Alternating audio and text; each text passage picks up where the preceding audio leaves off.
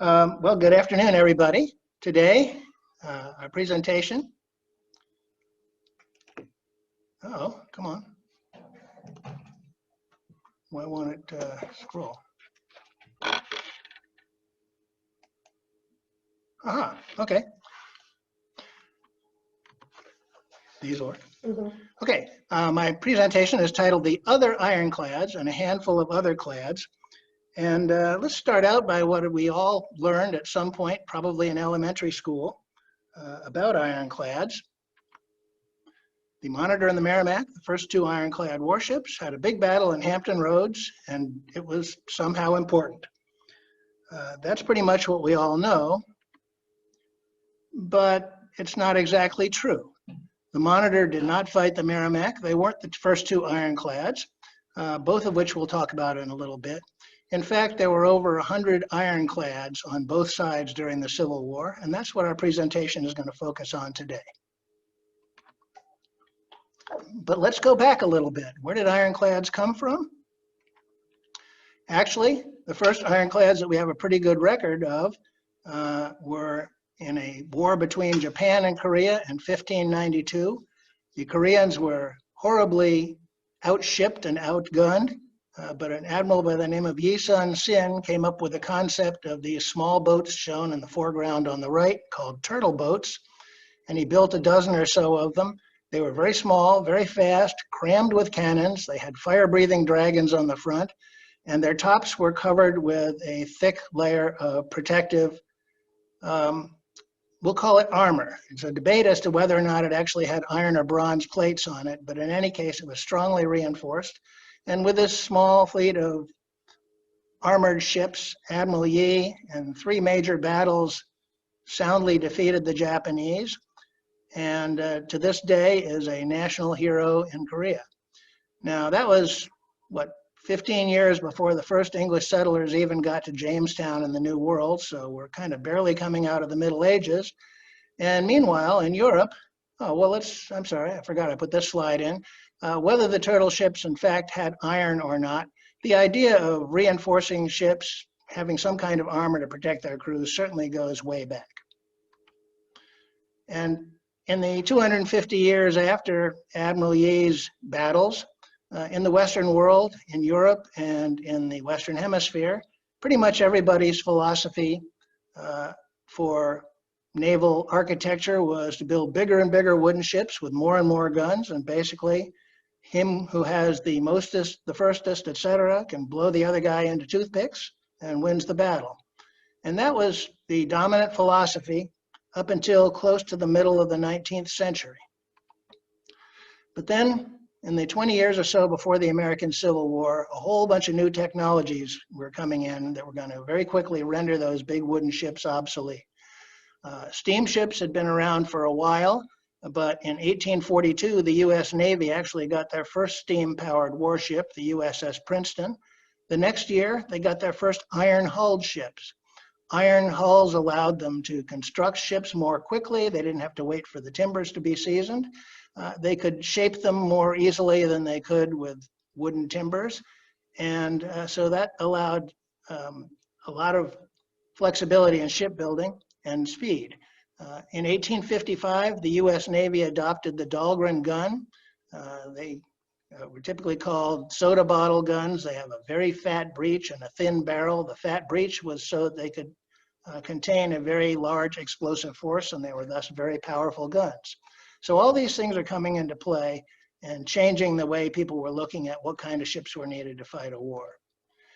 And then, lo and behold, the United States of America built the world's first modern ironclad.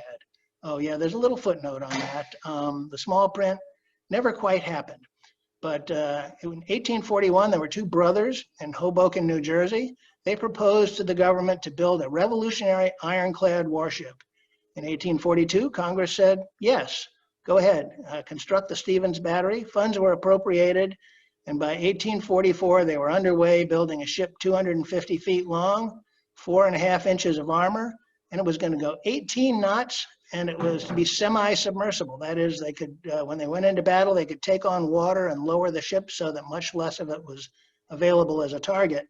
Now that 18 knots is kind of interesting because at that time, the fastest steamships in the world were capable of about 10 knots.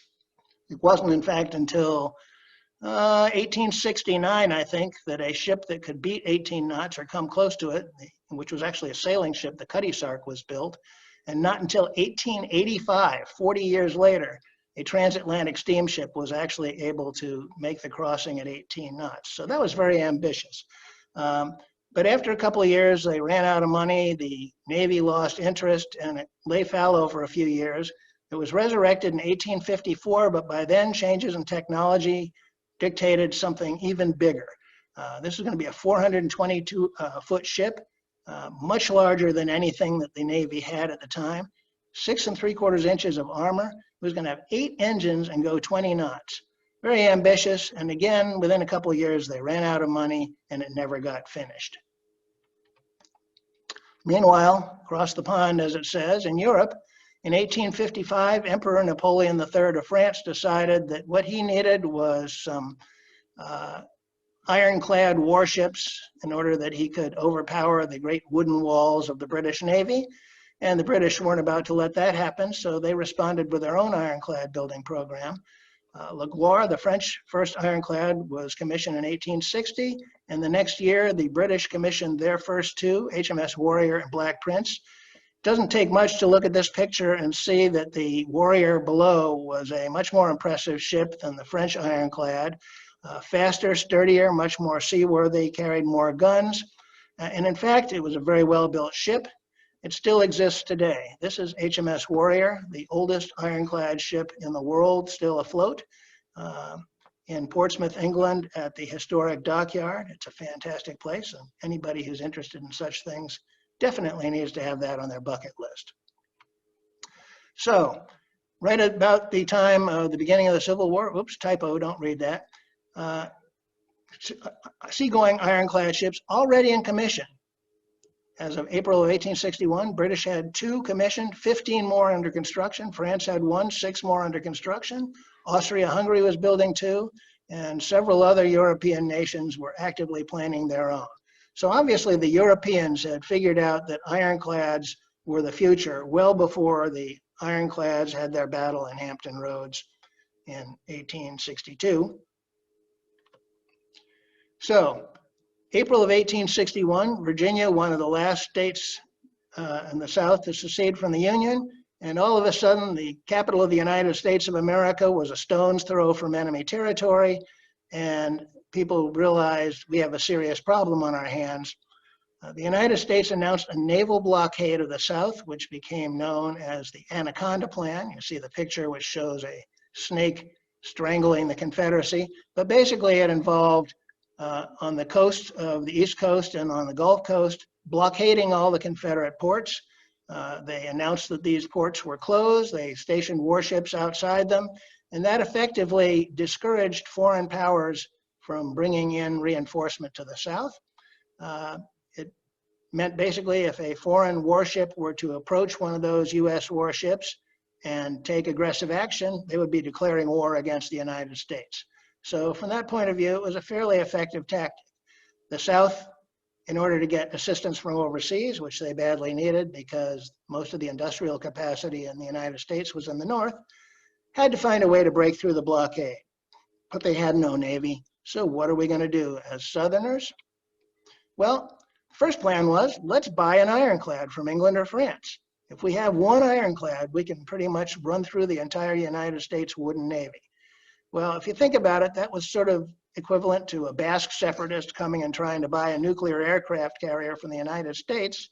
They pretty much got laughed out of court. So they couldn't buy one. Plan B, let's build a Navy. Well, unfortunately, the United States of America, the North, the Union, had 10 times or more the shipbuilding capacity and could build more, bigger, faster ships than the Confederates. That was a losing proposition. We have Plan C, therefore, which is improvise. And in the short term, that meant converting existing vessels to ironclads. In the intermediate term, that meant contracting to have new construction overseas, primarily in France and England. And in the long term, hopefully, they could expand their own domestic shipbuilding capabilities and build their own Navy. And lo and behold, the first ironclad of the Civil War came out of the Confederacy. In April of 1861, Confederate privateers captured the ice-breaking tug Enoch Train off the coast of Louisiana. I don't know what an ice-breaking tug was doing off of Louisiana, but in any case, this was obviously a ship that had a reinforced hull, and they determined that they were going to turn it into a semi-submersible ram.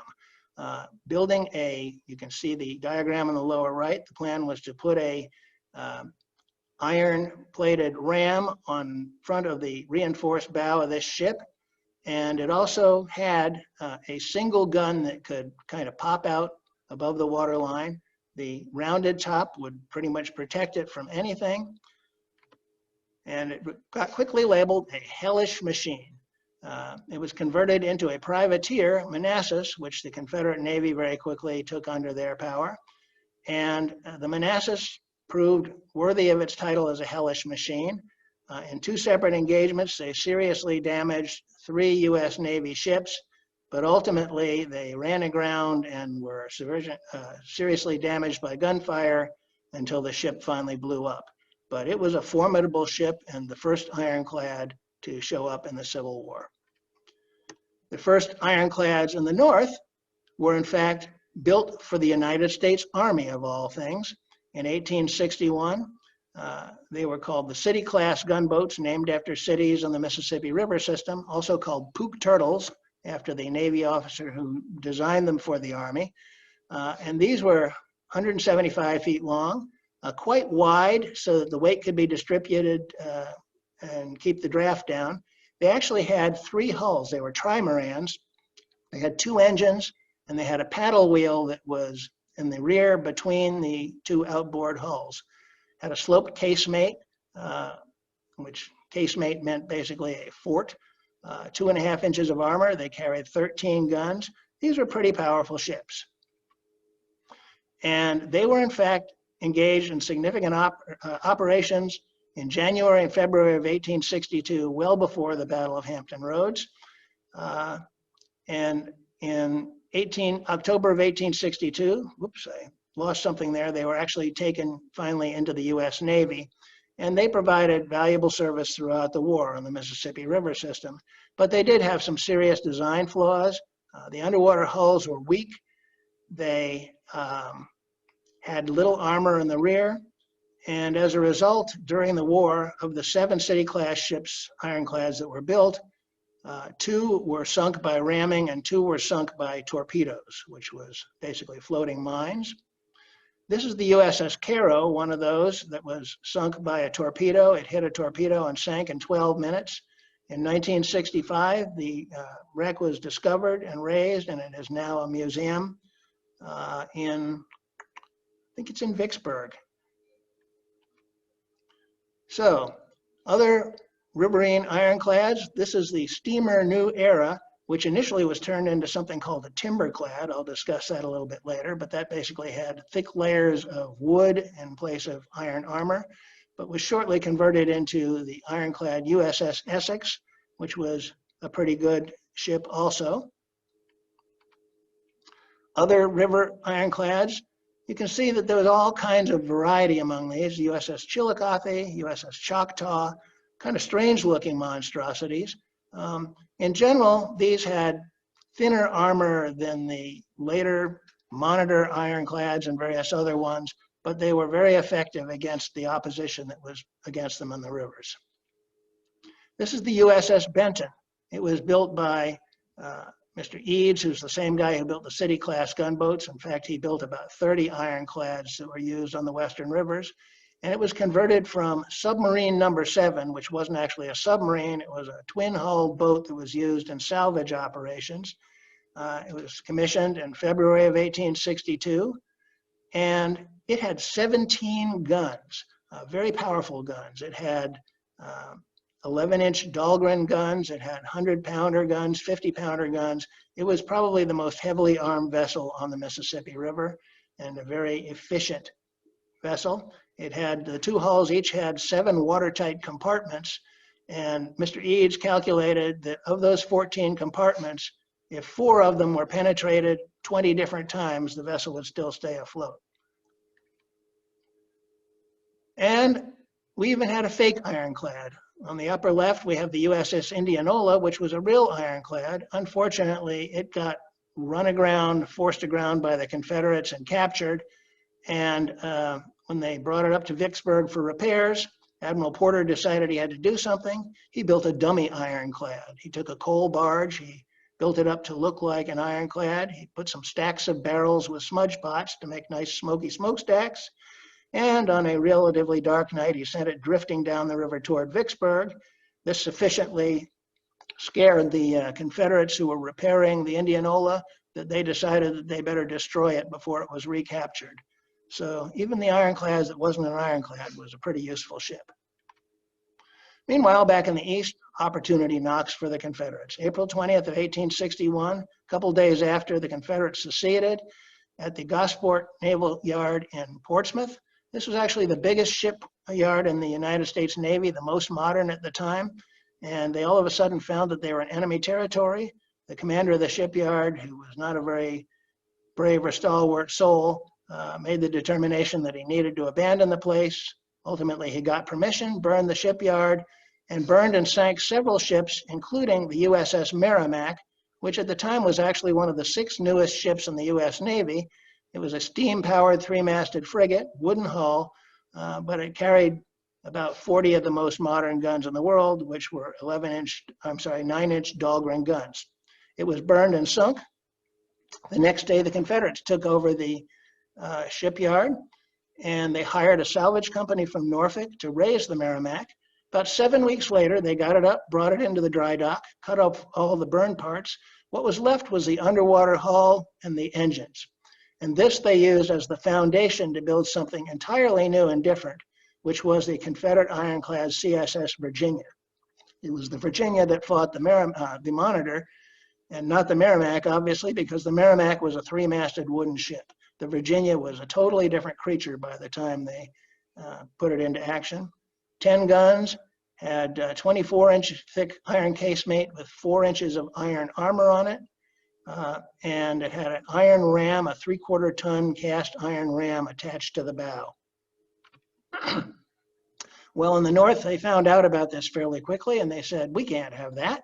So they established, what else? A committee. The Ironclad board was made up of 3 kind of superannuated naval officers, very senior people who weren't doing anything else during the war. So you can see that they must have been among the best and the brightest. They were smart enough to know that they didn't know anything about building steam-powered ironclad ships. So they put an ad in the newspaper saying, hey, can you give us designs for impregnable warships? They got about 17 designs. They threw out the design that called for a rubber-coated ship, so the cannonballs would bounce off. They didn't take into consideration that rubber was highly flammable, I guess. But eventually they selected 3 designs. The first was USS Galena, which was a fairly traditional wooden sailing ship, had sloped sides, and they were covered with 3 inches of overlapping iron plates. The second was USS New Ironsides, named after Old Ironsides up in Boston. Actually turned out to be probably the best ship that the US Navy had or built during the Civil War. It was a seagoing ironclad, and it was a really good ship. The third was the USS Monitor. This was something kind of unprecedented. Nobody had ever seen anything like it. It was radical in every respect. It only had 2 guns, but they were placed in a rotating turret so they could be concentrated anywhere, anytime. In comparison to the Virginia, which it was designed to combat, it was 2/3 of her length, half of her draft, which allowed them to maneuver in a much greater area, had only 1/5 of the guns and 1/5 of the crew. But in the end, the Monitor proved equal or superior to the Virginia in every respect. So that brings us to the Battle of Hampton Roads. On March 8th of 1862, the brand new CSS Virginia, the Confederate ironclad, came out from the shipyard for the first time. She was outgunned about 25-1 by the US Navy ships that were in town, but that didn't bother Franklin Buchanan, who was the commander, because he felt that his ship was going to be impregnable. On that day, they sank 2 major US Navy warships. They rammed the USS Cumberland, and it sank in half an hour. They never needed to really fire a shot, although they did fire some. They sank the USS Congress, and they damaged another. They also sank 3 Union transport ships. On that date, the Navy had 369 casualties. It was literally the worst day in the Navy's history until Pearl Harbor. And meanwhile, the Virginia had minimal damage. Well, the next morning, they decided to come out and finish the job. There were still 2.5 major Navy wooden warships waiting to be destroyed. But unfortunately, overnight, unfortunately for them, the USS Monitor had arrived also on her maiden voyage. The Monitor and the Virginia ended up circling each other for about 4.5 hours, shooting at each other. There were lots of other vessels involved who were sort of generally shooting cannonballs into the fray. As a matter of fact, the worst damage to the Monitor, there were 2 large dents on the back of her turret, which were believed to have been from shots fired by the USS Minnesota trying to shoot over her at the Virginia. But in any case, neither ironclad was seriously damaged. At the end of the day, they both retired and announced that they had severely beaten the other. But it was kind of a draw. So what was the impact of all of this? Turns out the impact was significant. Remember that the Europeans were already building ironclads, but they did learn some lessons. They continued to focus on building seagoing ironclads, but they learned 2 important things. The first was something old, the ram. Been around since the Phoenicians, the Greeks, and the Romans, and it had proved its value when the Virginia sank the Cumberland. So for the next 30 or so years, every warship in the world pretty much, you see this lower picture, was built with the bow sort of upside down, with the pointy end in the water. That's an underwater ram. And the second thing they learned, oh, and by the way, that ram proved to be pretty much worthless because by the time they managed to incorporate that into new ships, improvements in the speed of ships, the effectiveness of long-range gunfire, self-propelled torpedoes, and lots of other things made it unlikely that any ship was ever going to get close enough to another to sink them with a ram. The other thing they learned was the turret allowed the concentration of gunfire, and very quickly everybody in the world was putting as many guns as they could into turrets.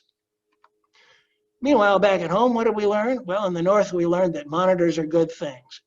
Monitor fever kind of gripped the North, and by the end of the war, the US Navy had ordered 60 more monitor-type ships. 47 were single turret monitors similar to the Monitor. 12 had 2 turrets, and even 1 was built with 3 turrets. All monitors are not created equal. Here we have the USS Ozark on the top. She was designed to have a unique underwater cannon. Not surprisingly, after she was built, they discovered that underwater cannons didn't work. So she was launched in a different configuration and was adequate. The USS Puritan was supposed to have 2 turrets.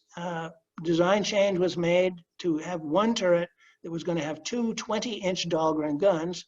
That would have been pretty impressive, but they were never able to cast the Dahlgren guns, so the Puritan never got commissioned. The third, the Roanoke, I already mentioned, that was actually a wooden cruiser, 3-masted ship that was present at the Battle of Hampton Roads, but didn't really get into the action. After the Battle of Hampton Roads, they stripped her upper works. They put 3 turrets on it. They reinforced the deck. They put other reinforcements in it. But in the long run, the wooden hull of the Roanoke was just insufficient to support in a seaworthy way 3 large iron turrets. So she was laid up almost as soon as she was built. The CASCO class, this turned out to be a total fiasco. They ordered 21 of them. When they launched the first one, it promptly went underwater. They had miscalculated the displacement. They launched the second one, it went underwater. Eventually, 3 of them were commissioned. The CASCO itself, you see here, you notice it's a monitor with no turret. On the front, they have an open mount.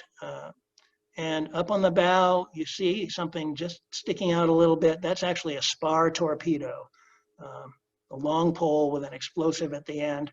That was what they were able to do with it. USS Squando was the one that was commissioned for seagoing service. They had to raise the bulwarks, the side of the ship, 23 inches in order to get it up out of the water. USS Onondaga, this was a one of a kind. It was a pretty good ship, served here in Hampton Roads. USS Ozark, the Onondaga had 2 turrets. The Ozark was a single turret ship. I already mentioned that one. And other monitor classes where they built more than 1. The first was the Passaic class. This was basically an improved version of the original Monitor. She had a single turret, but unlike the Monitor, which had a pilot house up on the bow, the pilot house was now on top of the turret. It allowed the captain a better view and allowed him direct communications with the gun crew. And they had changed the armament from 2 11-inch Dahlgren guns to 1 11-inch gun and a last-minute decision to add a 15-inch gun, which they did. But unfortunately, the 15-inch gun didn't fit through the 11-inch gun port. And they had to basically build a box around the barrel on the inside to contain the muzzle flash when they fired it. It was sort of a bizarre arrangement. But all in all, it was an improvement over the original Monitor. The next class they built was the CASEMATES class. They built 9, 5 of them were eventually commissioned. And she was more or less an improved version of the Passaic class. She, in fact, had a 15-inch gun and an 11-inch gun, but it was a longer 15-inch gun with a gun port that it could fit out of. They didn't have to have the box around the barrel inside the turret. Incidentally, the Passaic class ship on the top is shown on the James River, and on the bottom, we have the CASEMATES class shown on the Appomattox River. That tower in the background is a little deceptive. Those were Army signal towers. That type of tower was built in many different places. All right, we have the Antonoma class. There were 4 of these built. They had wooden hulls, 2 turrets,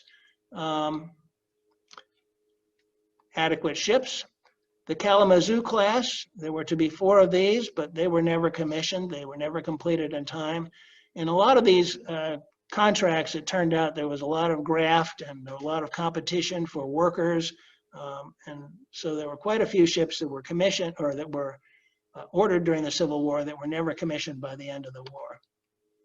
The NEOSHO class, also built by Mr. Eads, are interesting. These are kind of hybrid monitors because in the back you see that structure on the right.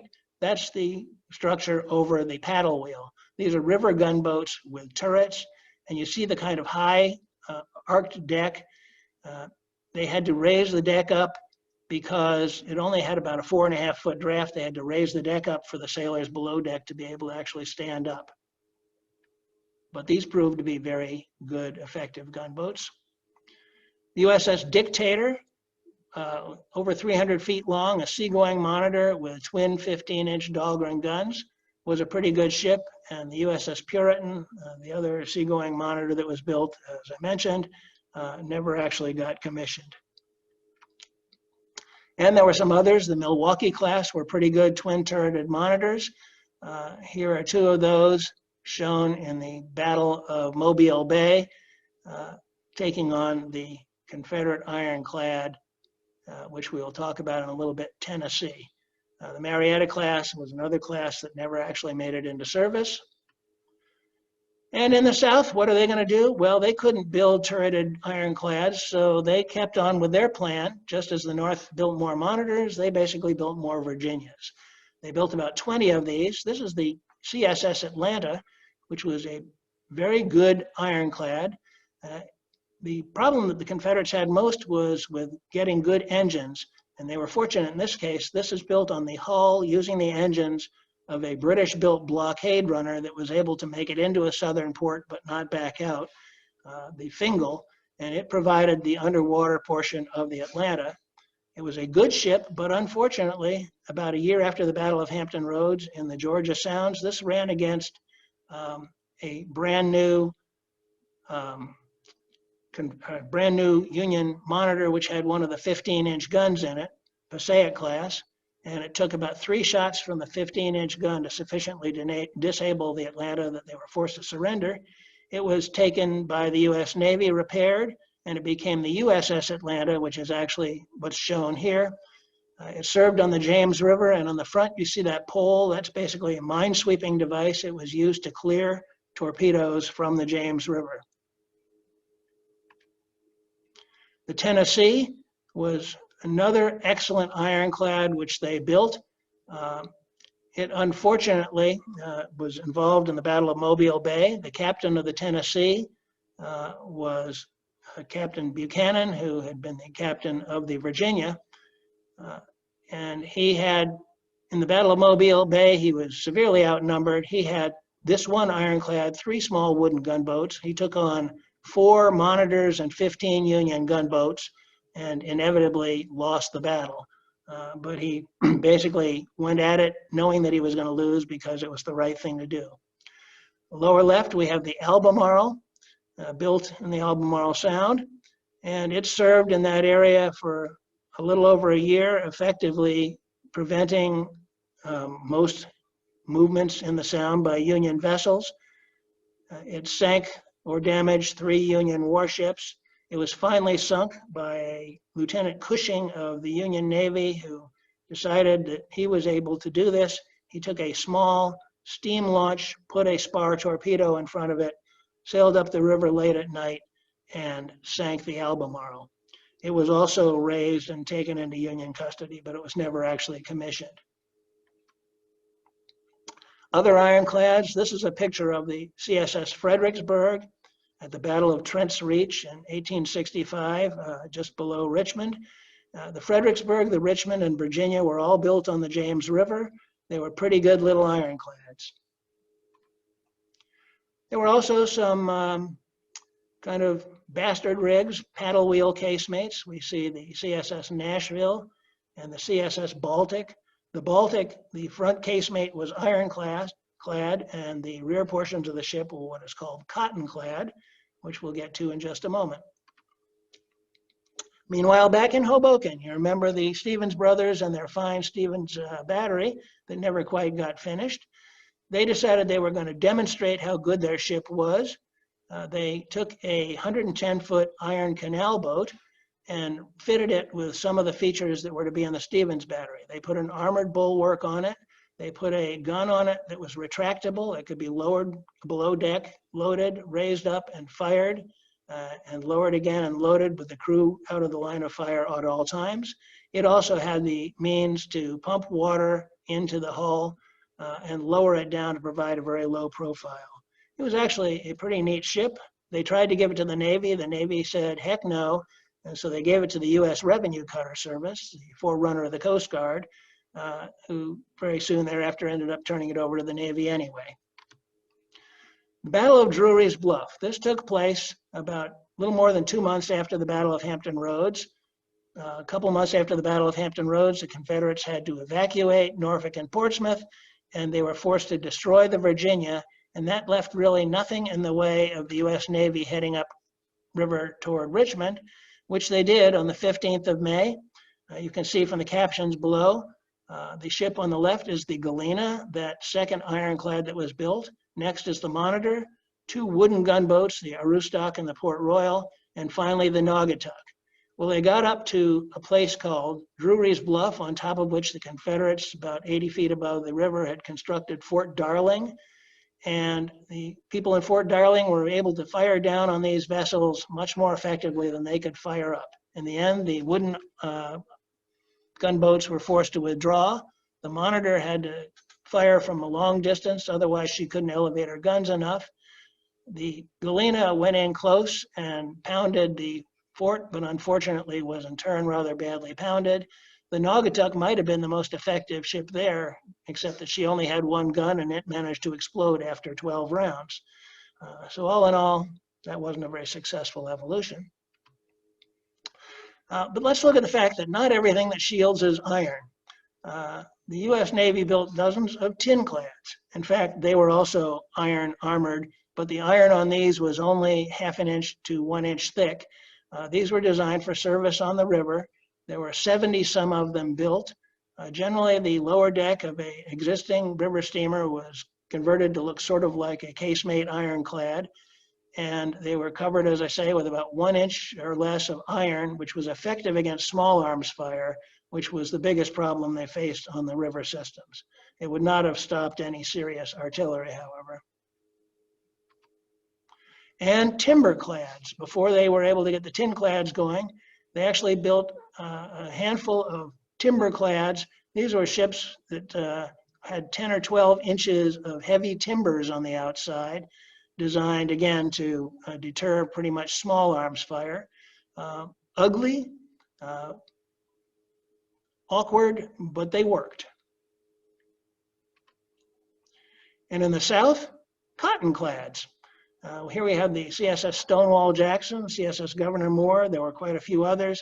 These were steamships where they, inside the hull, built a second wooden bulwark, and between the outer hull and the inner bulwark, they filled it with 500-pound cotton bales, again, with the idea that it would reduce the damage from naval gunfire and greatly protect the crew from small arms fire. Hybrid armor was used on both sides. We see the CSS Stirling Price. This had a combination of basically Tinclad features and COTTONCLAD. It was eventually captured and taken into the U.S. Navy as the USS General Price. And then we have the Ellet Rams. These were some ships that were purchased for the Army.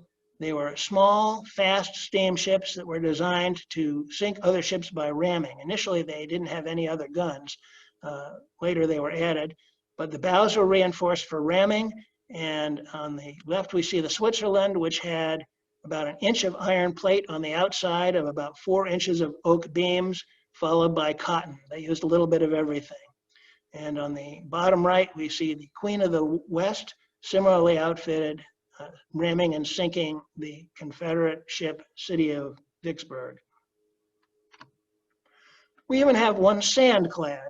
This is the CSS Germantown, formerly the USS Germantown, an 18-gun sloop of war, another ship that was burned and sunk at the Gosport Navy Yard and raised by the Confederates. They built a second bulwark inside the original one, and they filled the intervening 7 feet with sand, basically making it equivalent to most of the forts that were being built on shore. And we even have some chainmail. Here we have the USS Brooklyn on the left, fighting on the Mississippi River. It was a wooden 3-masted ship, and it was vulnerable to pretty much anything shooting at it. So they took their extra chains and they hung them over the side, primarily in the area around the engines and the boilers, to protect it against, provide additional protection. Same concept was used by the USS Kearsarge in the Battle of Cherbourg, where they sank the Confederate raider Alabama. Matter of fact, Captain Semmes of the Alabama considered it poor sportsmanship, but it was a pretty good idea. There were also some odd things being built. This is the USS Keokuk, another ironclad with that strange dome, rounded top. It looks almost like a submarine. Float, it looks very similar to a monitor, but those are basically 2 fixed casemates. Each carried 1 gun that could shoot out of 4 or 5 different openings.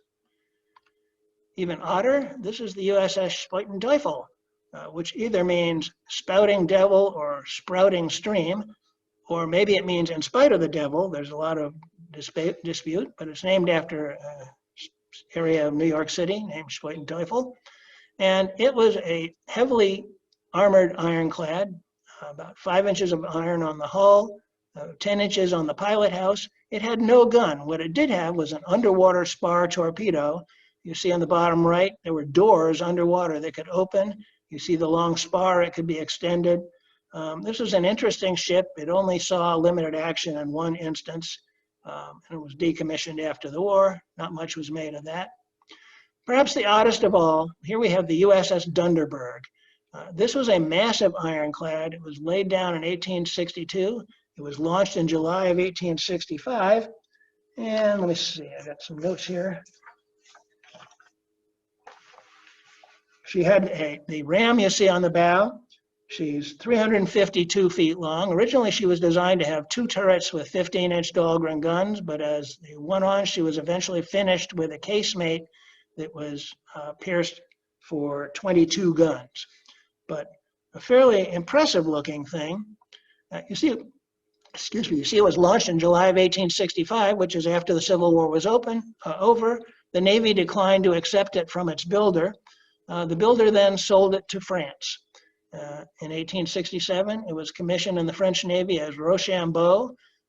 It was underway in 1870 for a few weeks, during which they determined that it was a horrible ship in heavy seas. Basically, it was laid up and eventually scrapped in 1872, so very little came of that. There were also LAIRD'S rams. These were built in England for the Confederacy. probably superior to any monitors the US Navy built, but unfortunately for the Confederates, by 1863, the British were beginning to respond to pressure from the United States, and instead of turning them over to the Confederates, they were taken up into the British Navy.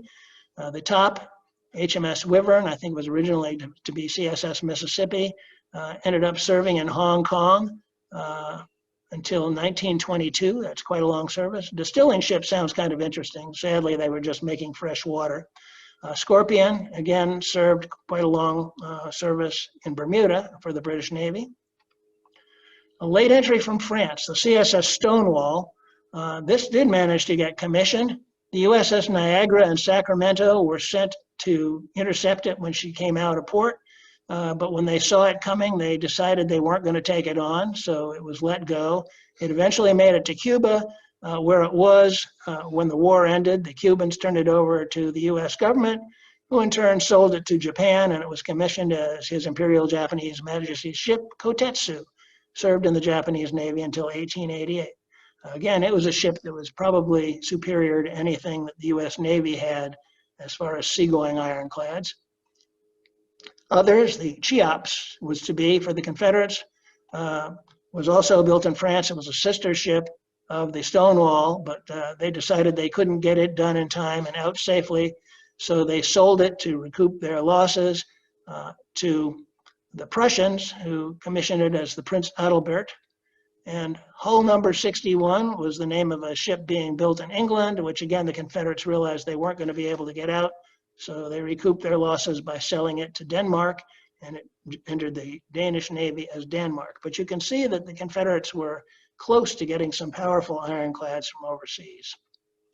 All right, so the aftermath of all of this for the United States Navy, the end of the war, they had approximately 100 ironclad ships. At that point, Congress didn't want to pay for new ships in the post-war recession. The only really good ironclad they had was the New Ironsides, which unfortunately burned at its dock in Philadelphia in 1866. And by the end of 1865, there were now 12 other countries that had among them 45 seagoing ironclads in service, including a few in South America. And all of these were superior to anything in the United States Navy. By the 1870s, the US Navy was a third-rate world power. Most of the monitors had been laid up. They were cut from 600 ships in the Civil War to about 50. Most of those were obsolete wooden sailing ships. And the United States Navy was stuck in this funk until the beginning of the construction of the New Steel Navy in the late 1880s. But the idea of monitors didn't quite die. This is a US Navy Mobil Riverine Force armored assault boats, which were called monitors. They were shallow draft like the original monitor. They were heavily armored, and they had multiple turrets. So here we have 150 years of progress. On the left, we have the Dunderberg. On the right, we have the USS Zumwalt. I was struck by how similar these look in the lines of their hull, the shape, the kind of casemate that it has. The Dunderberg, you'll remember, turned out to be sort of a worthless ship. And the Zumwalt, well, the Zumwalt was built to feature a brand new state-of-the-art weapons system, which never was installed because in the end, they couldn't build the state-of-the-art ammunition for the state-of-the-art weapons system. So that's pretty much what I have for you today. Hope you all, if you haven't been here, will come at some point to the Mariners Museum and visit the Monitor Center, where you will see substantial portions of the original monitor having been raised from the bottom of the ocean. So I turn it back to the moderator folks for any questions anybody may have. All right, Dan, so I got one question here. Were all the Riverine Ironclads paddle wheelers? Was the screw drive the main difference between that of the Monitor class ships? In fact, no. A number of the river-class ironclads, or the riverine ironclads, were screw-driven. Several did have paddle wheels, but the majority probably were screw-driven. And in fact, some that did have paddle wheels also had screws, because the screws or the propellers acting on the rudder made them steer more readily than with just the paddle wheels. So there's a kind of a mix of everything on that. Okay. Great. So if anybody else has any more questions, feel free to ask them. It looks like we have one hand raised, so I'm going to go ahead and allow Michael to talk. Go ahead, Michael.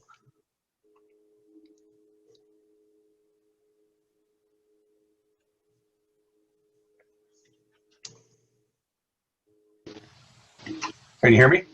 Yes, we Do can. now.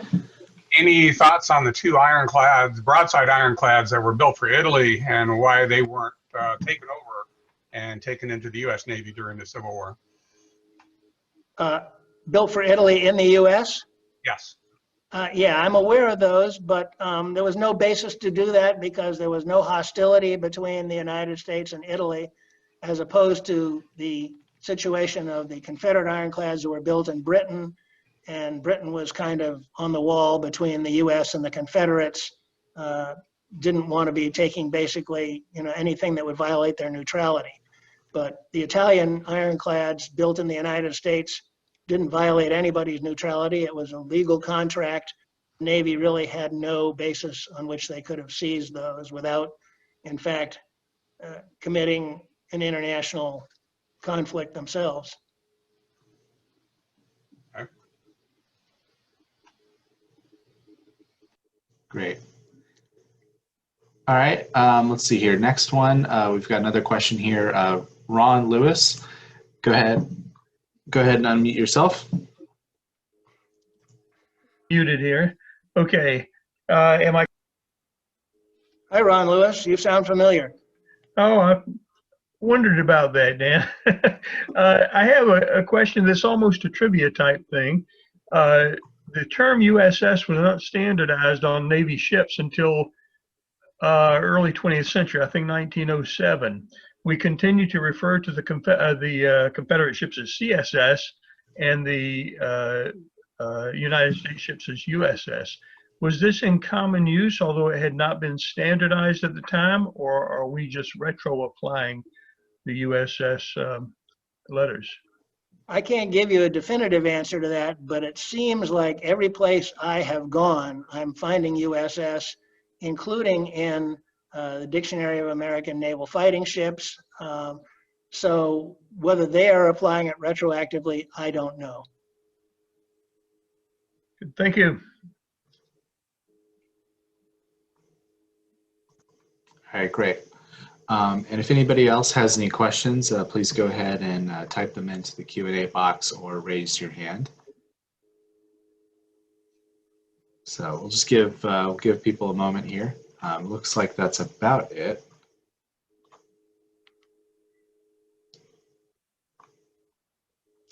Well, if people are out of questions, that either means I answered them all or put them all to sleep. So I thank you all for being here today.